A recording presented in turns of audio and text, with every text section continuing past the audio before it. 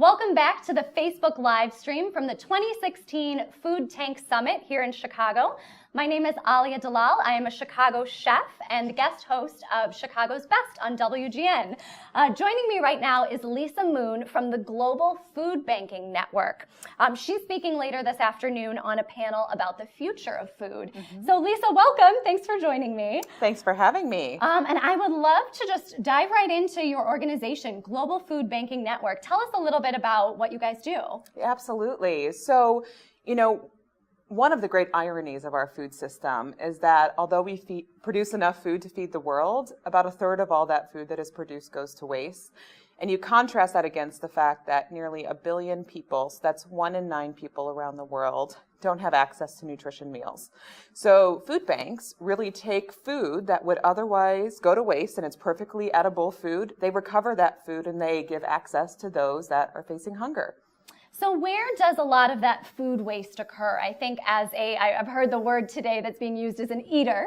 As an eater, not a consumer, I think about the food that might be on my plate. When I get a multi-course meal and, I'm this size and my, fiance is much bigger and we're served the same amount of food. I think of produce in my fridge that might go bad. What are some other examples of where are the biggest losses along the food chain?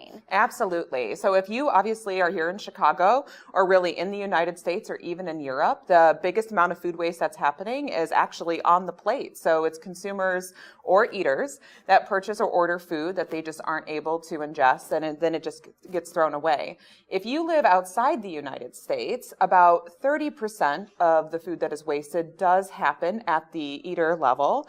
But most of it is actually happening what we call farther up the supply chain. So it's happening on farms.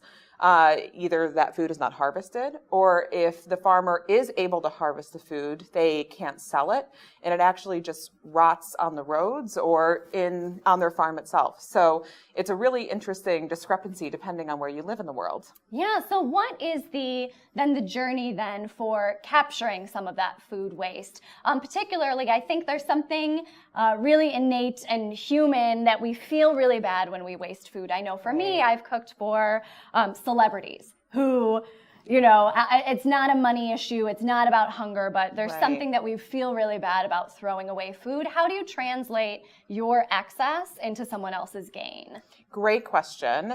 I think that all of us who work in food are really passionate about reducing waste, and business, I think regardless of whether or not you're organic or doing more, conventional types of growing and sourcing, your profit is in how little you can waste. And so what food banks really do is they work at all different parts of the supply chain.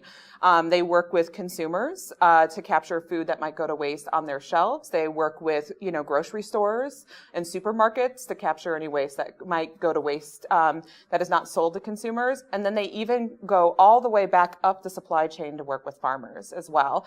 And they operate very professional organizations. It's a nonprofit, wholesale operation. Oh, I think with Thanksgiving coming up, maybe a lot of us don't think about food banks for most of the year, but I know this is a really big time for probably food banks in all different communities across the country. What are some of the biggest needs, or what are some of the best ways to support your local food bank or even a larger organization like the Global Food Banking Network? Absolutely. So if you are living in Chicago or frankly in any other major metropolitan area in the United States, you can donate any type of product to your local food bank. They especially like canned foods, anything that we would call shelf stable. Another way to give support is just through awareness. There's a lot of food banks that are running campaigns right now. Is if you will share something on social media, if you'll put something on your Facebook page, if you'll tweet something out on Twitter or even Snapchat something, there's a lot of companies that are willing to match those types of awareness types of campaigns. So I would encourage you to go to your local food bank and figure out what they're doing this holiday season. And the third thing is financial support. And food banks are amazingly efficient. So in the United States, if you donate just $1 to Feeding America, they can deliver 11 meals to those facing hunger. And at our organization, and we work mainly in emerging markets, so with $1, we can actually turn that into 15 meals of those facing hunger. So it's a great place for your charitable dollars. Yeah, if you're just joining us now, I'm speaking to Lisa Moon from the Global Food Banking Network here at the Food Tank Summit in Chicago. Maybe just one more question for you. I'm curious about your personal journey to getting to this organization. How did you become interested in this topic, or what was your journey like? Absolutely. So I actually started out as a policy wonk, which is not very popular these days. But my first interest in food really came through an opportunity that I had to go to Africa. And while we were there, we met with female farmers in northern Ghana. And I had kind of this picture in my head of a farmer, and what it looks like in a U.S. context, farming, thousands and thousands of acres. You have one person growing corn or soy or wheat. And that was really an eye-opening experience, because that's not the way that the majority of this world produces food. And so after that trip, I had a great opportunity to start thinking about ways and advocating for ways that we could be supporting small farmers, particularly Africa and India. And that, after a decade of doing that, I had the great opportunity to work more on the consumer end of the supply chain, working on food access issues, and that's where I am today. So. Awesome. And yeah, I'm curious if, I'm assuming you've been attending some of the other panels today, maybe mixing and mingling with some of the other speakers over lunch. Is there anything that's gotten you really either excited or fired up about today that you've heard or learned about?